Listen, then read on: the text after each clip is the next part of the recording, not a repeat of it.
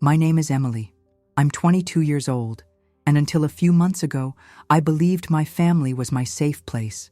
The people who raised me, who watched me learn to ride a bike, who clapped at my victories and held me during my failures. I thought nothing could break the bond between us. But on the night of my graduation dinner, everything shattered with one single sentence. A sentence I will never forget. You mean nothing to us. I can still picture that evening so vividly, it feels like a scar etched in memory.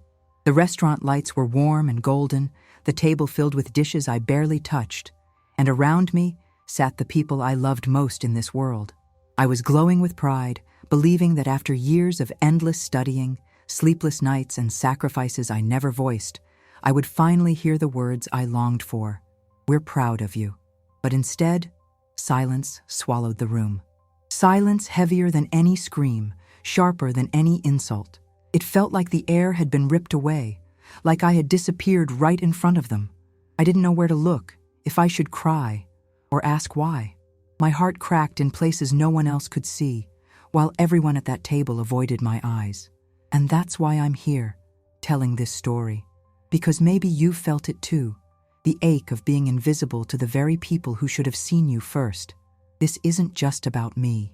It's about pain, silence, and the moment when truth cuts deeper than love. Before I take you deeper into that night, let me step back for a moment. My graduation was supposed to be a celebration, not just of a diploma, but of survival. I had carried so much weight through college, working 2 part-time jobs, balancing endless essays, and battling the constant whisper in my head telling me I wasn't enough. Yet somehow, I made it. I was the first in my family to graduate, and that day, I walked across the stage believing my achievement would finally earn me a place of honor at home. But what happened after changed everything I thought I knew about love, family, and belonging. This isn't a story of bitterness, it's a story of awakening. Because sometimes the people who raise you aren't the people who truly see you. And sometimes the most painful words are also the ones that set you free. In this video, I'm going to take you with me into that night, step by step. You'll hear the conversations, the silences, the look in my father's eyes as he said those words. And more than that, you'll feel the aftermath, how I questioned my worth, how I tried to piece myself back together, and how I discovered a strength I didn't know I had. So, if you've ever felt overlooked, unappreciated, or dismissed by the very people you love most, stay with me until the end. I promise you'll find something here that resonates. And before we dive in, let me ask you a favor. If stories like this speak to you, if you believe in sharing raw and honest truths, hit that subscribe button. Because this channel is a space for voices like ours, voices that deserve to be heard. I had been waiting for that dinner for months, maybe even years, without realizing how much I was holding on to it. To me, it wasn't just a meal. It was supposed to be a moment of recognition, the culmination of sleepless nights, stress, and sacrifice. I had imagined it so many times, laughter filling the table, my parents beaming with pride, my younger siblings admiring me in a way they rarely did. I dressed carefully that night, wearing a simple navy dress that felt both formal and personal. And I remember looking at myself in the mirror and whispering, "This is your night, Emily. They'll finally see you." My heart was racing, not with fear, but with hope. The restaurant my mother had chosen was one of those cozy, family-owned places in town. The kind with wooden beams on the ceiling, checkered tablecloths, and walls filled with black and white photographs of strangers who once mattered. I loved the smell the moment we walked in, a mix of garlic, bread, and something sweet baking in the oven. The host led us to a large table near the back, slightly separated from the others, as if the universe wanted to give us a private stage for what was about to unfold. I remember feeling proud as I sat down, like this night was the prologue of a new chapter in my life, one that would finally align my dreams with their approval. As the menus opened and chatter began, I scanned each face around the table. My mother's hands moved quickly, gesturing while she spoke about work, her voice just loud enough to dominate the flow of conversation. My father sat quietly at first, his eyes fixed on the menu, though I doubted he was reading it. My siblings were absorbed in their phones, barely lifting their heads unless prompted. I tried to jump into conversations, to add a detail here and there, but every time I spoke, the moment seemed to fizzle out, as if my words were lighter than air. Still, I told myself, they're just distracted. Once the food comes, things will change. When the waiter arrived to take orders, I felt a small surge of excitement. We each picked something different, and I couldn't help but wonder if my father noticed the way my hands shook slightly as I closed the menu. He didn't, or maybe he pretended not to. I watched him order a steak, rare, the same way he always did, and something about the routine of it struck me. For him, this was just another night. For me, it was the night. I forced a smile when the waiter left, clasping my hands together beneath the table to keep them steady. The first glass of wine eased my nerves. My mother raised hers casually, offering a quick toast to hard work and new beginnings. Everyone clinked glasses, and for a brief moment, warmth filled my chest. It wasn't the grand acknowledgement I had dreamed of, but it was something. I laughed when my younger brother made a joke about me finally being too smart for my own good. My cheeks flushed with pride. Maybe I had been too harsh, I thought. Maybe recognition comes in subtle ways, not the cinematic speeches I imagined. I wanted to believe that. But as the evening stretched on, the subtle hints of tension grew harder to ignore. My father's silence wasn't just quiet. It was deliberate. He watched the table with a stern face, occasionally answering a question but never initiating one. I searched for his gaze more than once, but when our eyes met, he quickly looked away. A pit began forming in my stomach. I wondered if I had done something wrong, if maybe the cost of my education had been too heavy, or if he resented how much time I spent buried in books instead of helping more at home. The stories I built in my head grew darker with each passing minute. The food arrived steaming and fragrant, but by then my appetite had already faded. My fork scraped against the plate as I moved pasta from one side to the other. Everyone else seemed content, diving into their meals, yet no one asked me how I felt, what my plans were, or what graduating meant to me. I stared at my diploma case resting on the chair beside me, the gold seal catching faint light, and for the first time that night, I felt small, invisible even. I pressed my lips together and decided to wait. Surely after the main course, someone, my father at least, would stand up, raise a glass, and finally give me the words I had been longing to hear. As dessert menus were offered, my mother declined quickly, saying we should keep the night short. I wanted to protest, to stretch the evening a little longer, because I still believed the big moment hadn't come yet. But my father cleared his throat, and the sound silenced all of us. He placed his napkin on the table with such precision, it felt ceremonial, like he was preparing for something significant. My heart leapt. This was it, I thought. This was the recognition I deserved. I straightened my back, tucked a strand of hair behind my ear, and braced myself for words that would finally seal this night in memory. My father began by thanking everyone for coming, his tone formal, almost detached. He mentioned the meal, complimented the service, and nodded toward my mother for organizing it. I held my breath, waiting for the pivot toward me, for the acknowledgement that this was more than just a family dinner. His pause lingered, stretching long enough to build suspense. I looked at my siblings. They seemed disinterested, scrolling their phones under the table. But I didn't care. This was between me and him. I whispered inside my head, "Say it, Dad. Tell me you're proud." And then, instead of pride, came the words that split me open. His voice was calm, deliberate, carrying no anger, no hesitation, just cold finality. "You mean nothing to us." The table fell silent. Forks hovered midair. My mother's face froze, caught between shock and restraint. My siblings finally looked up, their eyes wide but unreadable. I sat there, stunned, the words ringing louder than the clatter of plates and the chatter of other tables around us. It wasn't a yell, it wasn't a fight, it was worse. It was dismissal, erasure. I wanted to speak, to ask why, to demand an explanation, but no words left my mouth. My throat tightened, my chest burned, and all I could do was stare at him. Time slowed, stretching each second into an eternity. The warmth I had clung to earlier evaporated, leaving behind an icy hollowness I had never felt before. And though my father's voice had been quiet, the silence that followed was deafening, a silence that told me this wasn't just a slip of the tongue. It was something he meant. something I wasn't ready to face, but would have to confront. Because that night was only the beginning of a truth I had spent my whole life avoiding. The moment those words escaped my father's lips, it felt as if the world stopped spinning. The clinking of silverware and the murmur of conversations from other tables faded into a distant blur. All I could hear was the pounding of my own heartbeat, drumming against my ribs like a warning bell. My cheeks burned, not just from hurt, but from the crushing weight of humiliation. I wanted to vanish into thin air, to escape the gaze of strangers who, I feared, had overheard the most devastating sentence of my life. The irony was cruel. This was supposed to be the proudest night of my life, yet here I was, shrinking under the weight of invisibility. I looked at my mother first, desperate for some kind of lifeline. Her eyes darted toward me and then quickly away, as though meeting my gaze would burn her. She pressed her lips together, adjusting her napkin with nervous fingers, her silence screaming louder than words ever could. My siblings, still frozen with their phones hidden under the table, exchanged glances.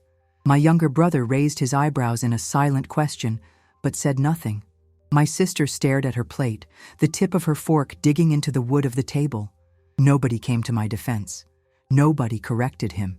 It was as if they all silently agreed with him, or worse, feared what would happen if they didn't. I tried to speak, but my throat betrayed me. It was as if his words had stolen my voice, along with my worth. My lips parted, trembling, yet no sound came out. Inside, questions screamed at me. Why? How could he say that, after everything I've done? But outwardly, I was paralyzed. I clenched my fists under the table, pressing my nails into my palms so hard it hurt, just to feel something other than the hollow ache in my chest. That ache grew heavier by the second, pressing against my lungs until every breath felt stolen. My father, meanwhile, continued as if nothing extraordinary had happened. He lifted his glass, took a slow sip, and set it back down with deliberate calm. His composure cut deeper than any outburst could have. If he had shouted, if his face had twisted with anger, at least I could have believed it came from emotion. But the way he said it, cool, detached, made it clear. This wasn't an accident. He meant it, and the certainty of that truth pierced me in a way no volume could. I glanced around the table again, searching desperately for someone to break the silence. My mother inhaled sharply, then coughed into her hand as if to disguise her discomfort. My brother fiddled with the salt shaker, avoiding eye contact, and my sister finally whispered, "Dad," but her voice trailed off, weak and easily dismissed. He didn't even acknowledge her. That tiny attempt at intervention fizzled out instantly, leaving me stranded in an ocean of unspoken complicity. I had never felt more alone in a room full of people. The silence between us grew unbearable, so I finally forced myself to whisper, "What do you mean?" My voice cracked, brittle and small. My father looked at me then, his eyes steady and cold. For a moment, I thought he might soften, that he would see the tears threatening to spill and take his words back. But instead, he leaned back in his chair, exhaled slowly, and said nothing. Absolutely nothing. His refusal to explain stung worse than the sentence itself. It was as though my pain wasn't even worth an explanation. That was when shame began to creep in. At first, it was anger, hot and sharp. But then, sitting there in silence while strangers laughed at other tables, I felt something darker. Shame for even hoping I mattered. Shame for believing I could be celebrated. I pressed my knees together under the table, staring at my untouched food, and fought the urge to cry. I knew if I let a single tear fall, it would confirm what his words suggested, that I was weak, insignificant. So instead, I clenched my jaw until it hurt, determined to hold the pieces of myself together, even if it killed me inside. The waiter returned to check on us, oblivious to the storm brewing at our table. "How is everything?" he asked cheerfully, his eyes scanning the plates. My father gave a curt nod and replied, "Fine." I wanted to scream, to tell the waiter that nothing was fine, that the man who had raised me had just declared my existence meaningless. But I swallowed it, forcing a tight smile as if I could disguise the fracture in my world. The waiter left without sensing a thing, and the performance of normalcy continued. Inside, though, I couldn't stop replaying the moment. His voice, his expression, the casual finality of it, it looped in my mind like a broken record. I thought about every sacrifice I had made to get to that night. The hours I spent studying when my friends were out having fun. The exhaustion from working shifts to pay for books. The moments I cried alone, believing that one day this effort would mean something to him. And now I sat across from him, realizing it never had. That no matter how hard I tried, I would never be enough for the man whose approval I had chased my whole life. By the time the check arrived, I felt like I was holding my breath just to survive. My mother paid quickly, sliding her card into the leather folder without looking up. Nobody spoke. The air around us was thick, suffocating, as though even the walls of the restaurant knew what had just happened. I rose from my chair on shaky legs, clutching my diploma case against my chest like a shield. I thought the night couldn't cut me deeper, but I was wrong, because as we walked out into the cool evening air, my father finally broke the silence again, and what he said next would change everything I thought I knew about myself and the family I called my own. As the cool night air brushed against my skin, I thought the worst of the evening was over. My father's words still echoed inside me, but at least the dinner was done. At least the performance of sitting at that table in silence had ended. I clutched my diploma case tightly as we walked toward the parking lot, its weight suddenly ironic, proof of achievement that meant everything to me, but apparently nothing to them.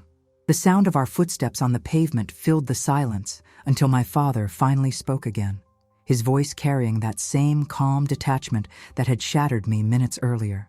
"You've always been chasing something we never asked for," he said flatly, "and tonight proved it." I froze, my feet stopping mid-step, my breath catching in my throat. My siblings walked ahead, pretending not to have heard, but their stiff shoulders told me they had. My mother quickened her pace, fumbling with her purse as if searching for keys she didn't need yet. I wanted to run to her, to ask her to stand beside me, to be my shield against his words. But she didn't look back.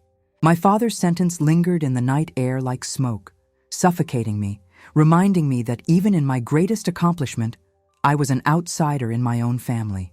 The car ride home was quiet at first, filled only with the hum of the engine and the occasional whoosh of passing cars. My siblings stared at their phones, though I could tell they weren't really reading anything.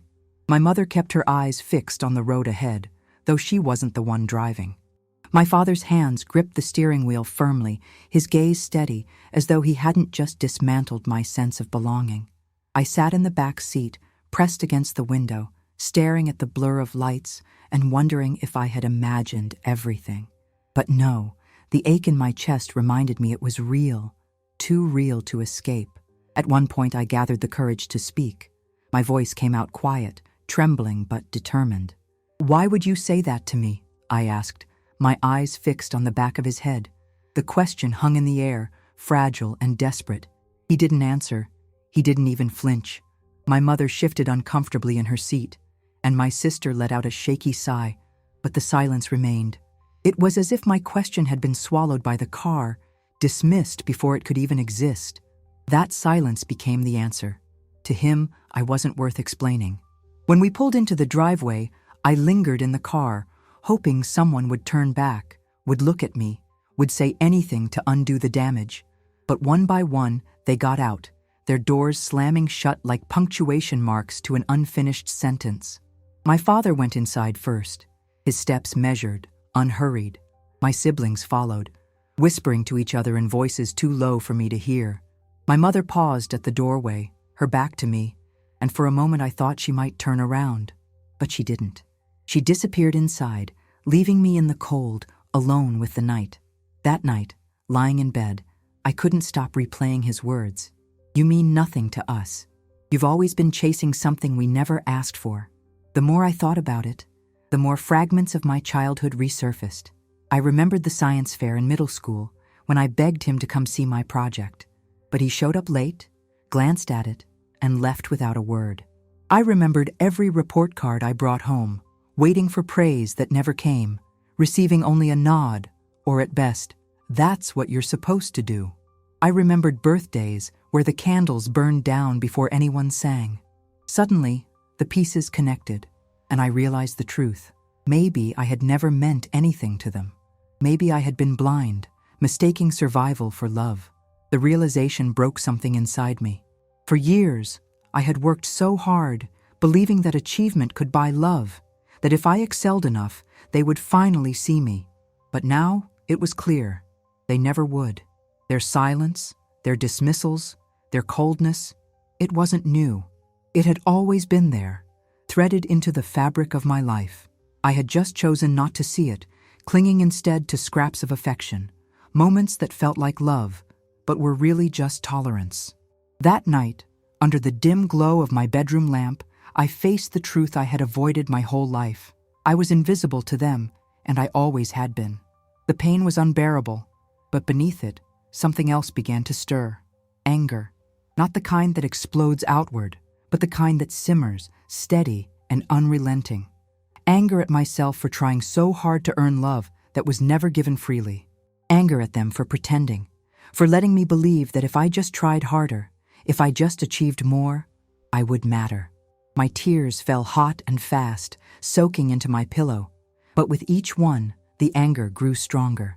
For the first time, I began to wonder, if I meant nothing to them, then maybe it was time to find out what I meant to myself. Sleep never came that night. Instead, I stared at the ceiling, imagining a life beyond their shadows. What if I stopped chasing their approval? What if I built a life where my worth wasn't determined by their silence?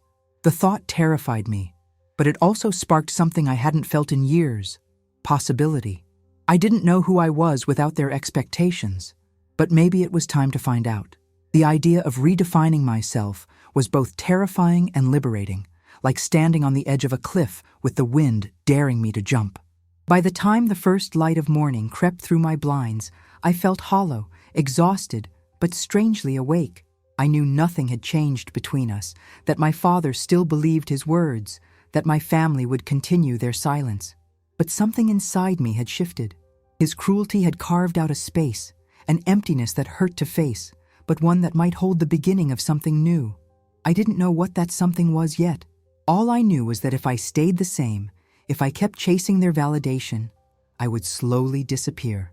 And maybe, just maybe, that night was the start of me finally learning to exist without needing them. The morning after that dinner, I dragged myself out of bed with eyes swollen from crying. My body felt heavy, as if grief had stitched weights into my bones. But beneath the exhaustion, there was a strange sense of determination I couldn't ignore. I stood in front of the mirror, studying the reflection of a girl who no longer fit neatly into the role she had been assigned. For the first time, I didn't just see Emily, the daughter, the student, the people-pleaser. I saw someone who had been broken down but was still standing.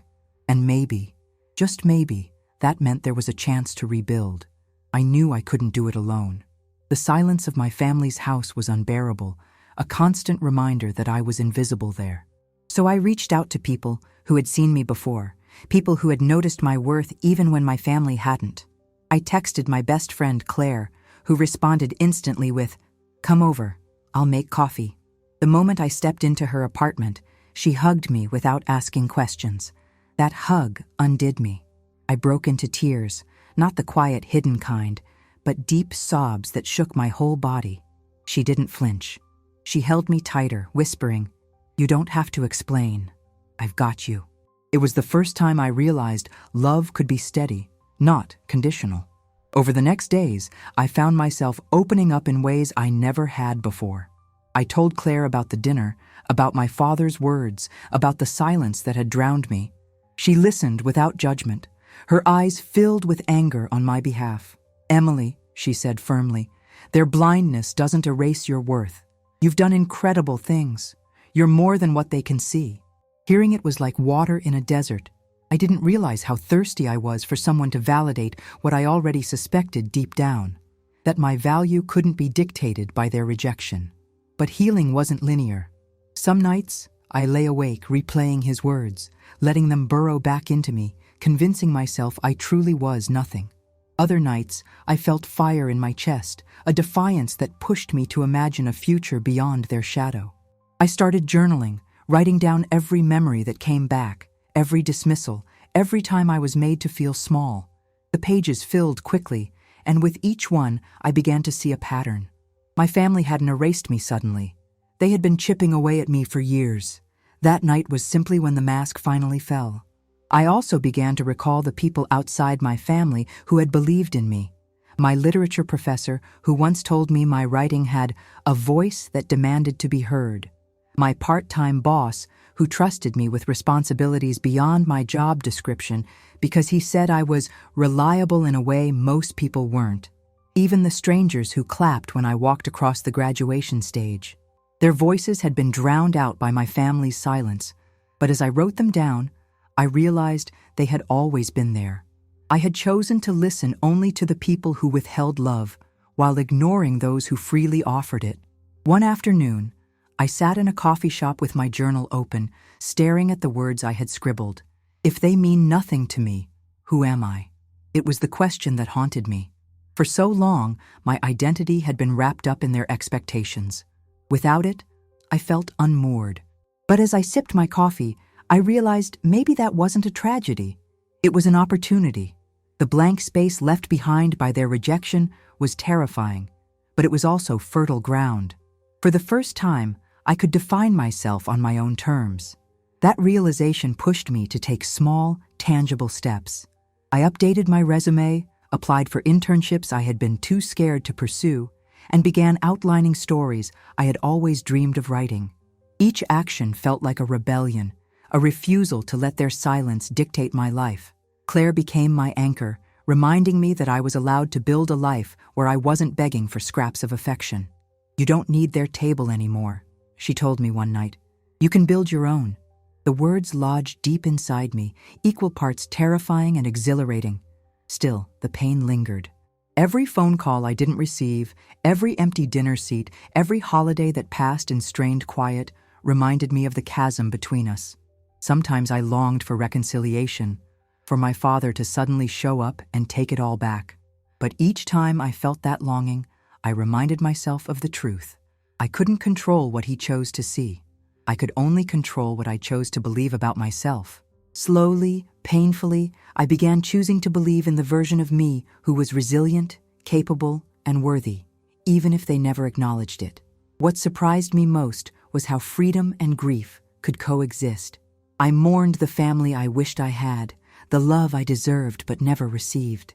Yet alongside the mourning, there was growth. Every day I survived without their validation proved that I didn't need it to exist. Every laugh with Claire, every word I wrote in my journal, every plan I made for the future was a declaration that I could still build a life worth living, and maybe one day that life would feel bigger than the emptiness they left behind. By the end of that week, I realized something monumental. My father's cruelty had destroyed me, but it had also set me free. Free from the endless cycle of chasing their approval. Free from the illusion that if I just worked harder, I would matter. His words were meant to erase me, but instead, they carved the beginning of a new identity. I didn't know exactly who I was becoming, but I knew this. I was no longer nothing. And the more I leaned into that truth, the more I could feel the first fragile roots of self-worth taking hold. Roots that, with time, might grow into something unshakable. The following weeks became a strange mix of grief and awakening. Some mornings, I still woke up with the weight of his words pressing on my chest, paralyzing me before I even set foot on the floor. Other mornings, I felt a surge of fire, an urgency to prove, to myself, not to him, that I was worth far more than his silence suggested. That duality defined my days. Brokenness and defiance, weakness and strength, despair and possibility. And while I couldn't yet silence the ache, I could sense the beginning of a new rhythm forming, one that was no longer dictated by my family's indifference. I threw myself into work, not in the desperate, approval-chasing way I used to, but as a declaration of who I was becoming. I applied for internships in publishing, a dream I had buried because I thought it was too ambitious for someone like me. I drafted essays late at night, pouring into them the pain, the anger, the revelations I hadn't yet spoken aloud. For the first time, I wrote not for grades or recognition, but because my voice mattered to me. The act itself felt rebellious, proof that I could create something valuable, even if my father believed otherwise. One afternoon, I received an email from a small literary journal. They wanted to publish one of my essays. I stared at the screen, my heart racing, tears filling my eyes. It wasn't a large platform, it wasn't fame, but it was validation from people who didn't know me, who saw only my words and still decided they were worth sharing. That moment shifted something fundamental. For years, I had been trying to earn significance at my family's table. Now I realized I could build my own table and others would sit at it gladly. Still, the shadow of my family lingered. My phone remained silent, no congratulations, no invitations, no acknowledgement of the milestone I had achieved. For a while, that silence stung, reopening wounds I thought were healing. But instead of spiraling into shame, I started to reinterpret it. Their silence wasn't proof of my worthlessness. It was proof of their blindness. And blindness wasn't my burden to carry anymore. I could feel myself untangling, thread by thread, from the grip they once held over me. Claire noticed the change before I did. One evening she said, "You're different, Em, stronger. It's like you're finally breathing your own air." I laughed, brushing it off, but deep down I knew she was right. For the first time, I was making choices without asking, would this make them proud? I started asking instead, does this make me proud? It was such a simple shift, but it changed everything. I went from performing for an audience that never clapped to building a stage where my own applause mattered most. That didn't mean I was ready to confront them. The thought of facing my father still made my stomach twist with dread. I rehearsed conversations in my head, sometimes imagining myself screaming, other times picturing a calm, measured speech about the harm he had caused. But every rehearsal ended the same way, with silence on his part. That silence haunted me. I realized I didn't need his apology to heal. What I needed was to speak my truth, whether he listened or not. So I began preparing for that moment. I wrote a letter I never intended to send, pouring out every memory, every wound, every plea I had swallowed over the years. Writing it felt like exorcism, dragging hidden pain into the light where it could no longer control me. When I finished, I read it aloud to myself, my voice shaking at first, then growing steadier with each word. By the end, I wasn't crying. I was standing taller, stronger, as though speaking my truth had stitched me back together in ways silence never could. The night I finally confronted him wasn't planned. He was sitting in the living room when I walked in, his eyes fixed on the television. My mother hovered nearby, folding laundry. For a moment, I almost turned back, but then I remembered the letter, the countless nights of tears, the years of begging silently to be seen. My voice surprised me when it broke the air. "You told me I mean nothing to you. But you're wrong. I mean something. To myself, to my work, to the people who see me. You don't get to define my worth anymore." He didn't look at me at first. He shifted in his chair, cleared his throat, and muttered something about me being dramatic. My mother pretended to keep folding clothes, her hands trembling just slightly. But this time, their reactions didn't crush me. I had expected silence, dismissal, avoidance. And yet, speaking my truth wasn't about changing them. It was about freeing me. For the first time, I didn't need his words to validate mine. I walked away without waiting for a response, my heart pounding not from fear, but from triumph. That night, lying in bed, I realized something had finally shifted for good. I was no longer waiting for them to turn toward me. I was no longer begging for scraps of affection or holding my breath for validation that would never come. Instead, I was building something new, an identity stitched together from resilience, creativity, and the unwavering belief that I mattered. My father's words had once felt like a death sentence, but now they were nothing more than background noise. Because in reclaiming my voice, I had discovered the one truth they could never erase. I was never nothing. I was always becoming something more. When I look back on that night, the night my father said I meant nothing, I no longer see it only as the moment I was broken. For a long time, that was all I could feel, the shattering, the silence, the unbearable weight of words that sliced deeper than any wound. But now, with distance and reflection, I realize it was also the moment something inside me woke up. His cruelty forced me to stop chasing validation that would never come. It forced me to ask, who am I if not their approval? That question terrified me, but it also set me free. I won't pretend the journey was easy. Healing never is. There were nights I still cried myself to sleep, mornings where I woke up convinced he was right, that I really was nothing. But over time, through writing, through friendship, through confronting the silence head-on, I began to see pieces of myself I had overlooked. I began to understand that my worth was never theirs to give or take. It was mine, and mine alone. That realization didn't erase the pain, but it transformed it into something I could carry without letting it define me. If you've ever been told you don't matter, if you've ever felt invisible in the eyes of the people who should have seen you first, please hear me now. You are not nothing. The fact that you exist, that you breathe, that you dream, that alone is proof of your significance. Don't let anyone, not even family, convince you otherwise. Sometimes the people who should love us most are the ones least capable of seeing us. That's their blindness, not your flaw. Today, I'm still learning who I am. I'm still building, still growing, still discovering. But for the first time, I'm not building for them. I'm building for me. Every word I write, every dream I chase, every step I take, it's mine. And in that ownership, I've found more strength and peace than I ever imagined possible. My father's words no longer define me. They're just echoes from a life I've chosen to leave behind. What defines me now is the voice I found in the silence he created. And maybe that's why I wanted to share this story with you. Because I know there are others out there carrying words that cut just as deep, silences that hurt just as much. You don't have to stay in that place. You don't have to keep begging for recognition that never comes. You can choose to step out of the shadows and claim your own light, just like I did. It won't be easy, but it will be worth it. If my story resonated with you, if it made you feel less alone, then I want to ask you for something.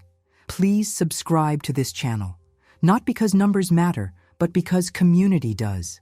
This is a space for voices like ours, for people who've been silenced, dismissed, or overlooked, and who are ready to reclaim their stories. By subscribing, you're not just supporting me. You're joining a movement of resilience, honesty, and healing. So here's my promise. Every story I share here will be real. It will be raw. And it will remind you that no matter what anyone says, you matter. You are worthy, and you are never alone.